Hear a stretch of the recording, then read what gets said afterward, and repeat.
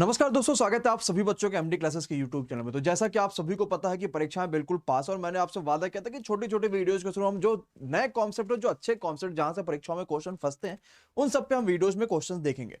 अब आपके सामने एवरेज का वो पार्ट आ चुका है जहां पे आपको ये देखने को मिलेगा कि कई सारे ऐसे क्वेश्चन होते हैं जहां पे हमें लंबा मल्टीप्लाई करना पड़ता है कि हमने 2250 का मल्टीप्लाई किया 5 से, या फिर कई सारे ऐसे लंबे कैलकुलेशन करने पड़ते हैं। हम उनसे बिल्कुल आसानी से शॉर्ट तरीकों से बच सकते हैं। तो पहले शॉर्ट कॉन्सेप्ट में आप सभी का स्वागत है। अगर नए होंगे तो सब्सक्राइब जरूर करिएगा, और मजा आएगा तो वीडियो के नीचे कमेंट करके अगला कौन सा टॉपिक होना चाहिए जरूर बताइएगा।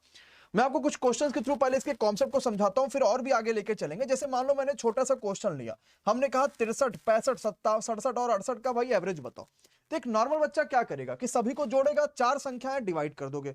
दूसरा बच्चा क्या करेगा, जो आप यहाँ पे कॉन्सेप्ट लगाओगे वो ये लगाओगे कि इसमें से कोई भी संख्या आपने एवरेज मान ली। मैंने मान लो 65 को ही एवरेज मान लिया। ये 65 से कितना कम है 2, ये 65 से कितना कम है बराबर, यानी कोई डिफरेंस नहीं है। यहां पे +2 का डिफरेंस आ रहा है और यहां पे +3 का डिफरेंस आ रहा है। +2 -2 कट जाएगा क्योंकि हम सबको जोड़ते हैं। 3 आ गया और 3/4, क्योंकि चार संख्याएं हैं और 3/4 का मतलब होता है 0.75। ये पॉजिटिव में है, यानी इसका जो एवरेज आएगा वो आएगा 65.75। ये इसका एवरेज आ गया। तो हम क्वेश्चंस को ऐसे भी लगा सकते हैं, और मुझे नहीं लगता कि आप इसको जोड़ के इतना तेज आंसर ला सकते थे जितनी तेजी से आप इस समय ला पा रहे हैं।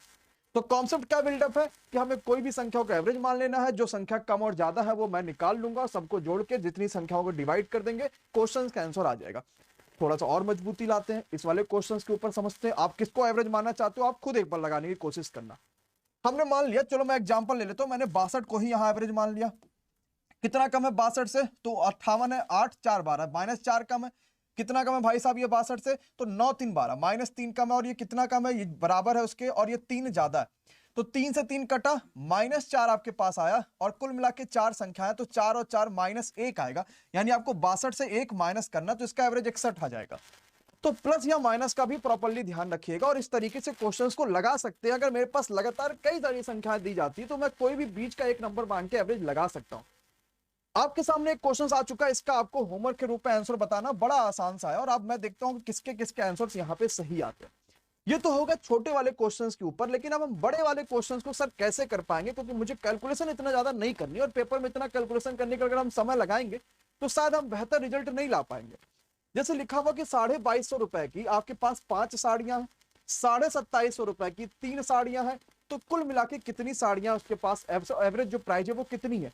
एक नॉर्मल बच्चा क्या करेगा, 2250 का मल्टीप्लाई कर देगा 5 से, 2750 का मल्टीप्लाई कर देगा 3 से, और टोटल 8 से डिवाइड करेगा।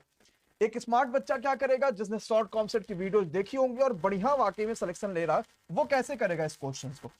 2250 और 2750 में से किसी भी एक को एवरेज मान लो। मैंने मान लो कि 2250 का एवरेज मान लिया, तो पहले 2250 की 5 साड़ियां हैं, तो इसमें 0 का डिफरेंस आ रहा, तो कोई दिक्कत नहीं है।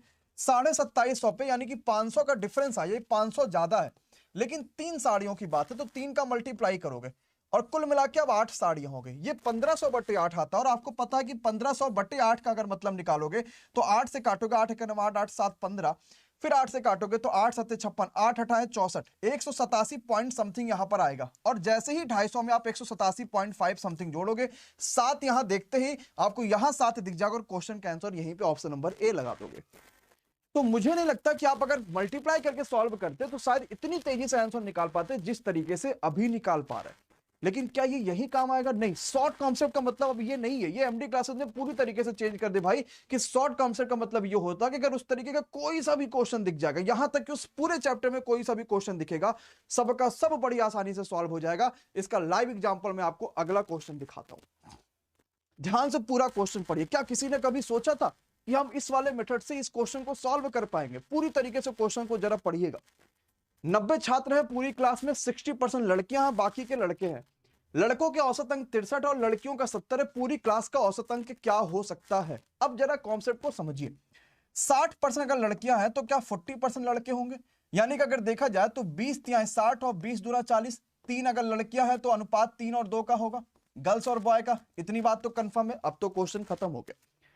मैंने क्या मान लिया कि इसी में से कोई भी अंक, 63 और 67 में से कोई भी एक अंक, 70 में से कोई भी औसत मान लो। मैंने मान लो 63 ही मान लिया, तो 63 के लिए तो मेरे पास 0 हो गया। लेकिन 70 कितना ज्यादा है? 7 ज्यादा है। कितने हैं? ये लड़कों का, लड़कियों का दे रखा, और लड़कियां थे 3, तो 7 × 21, और कुल मिला के कितने हो गए? 3 और 2 5 हो गए। तो भाई साहब 5 21/5 करोगे तो 5 चौके 20 और 5 दूनी 10, 63 और 4 कितना आ जाएगा 67.2। क्या ऑप्शन नंबर डी सही आंसर आ जाएगा। तो हम कठिन से कठिन क्वेश्चंस भी आ जाए लेकिन हम उसको फिर भी आसानी से कर सकते हैं, और बढ़िया से बढ़िया क्वेश्चंस आ जाएगा तो फिर भी आसानी से कर सकते हैं।